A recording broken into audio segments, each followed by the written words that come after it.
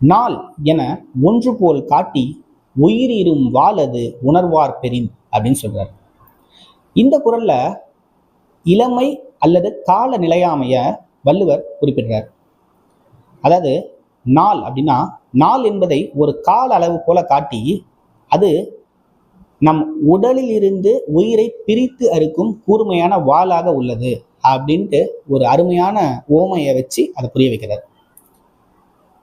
இப்போ அதை அறிவார் பெறின் அப்படின்ட்டு அந்த வேர்டை யூஸ் பண்றாரு, அந்த சொல்ல பயன்படுத்துறாரு. அறிவார் பெறின்னா அதை உணரக்கூடியவருக்கு, அதனை அறிய அறிய முடியும் தன்மை உடையவர்களுக்கு அப்படின்னு நம்ம புரிஞ்சுக்கணும்.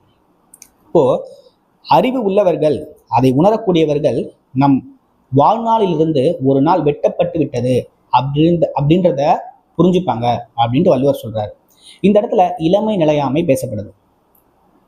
அப்போ நம்ம இளமையா இருக்கும் போதே முதுமை நம்மளிடம் சேர்வதற்கு முன்பே நாம் அறச்செயலில் ஈடுபட வேண்டும் அப்படின்ட்டு மறைமுகமா வள்ளுவர் இந்த குறட்பாவின் மூலம் சொல்றார்.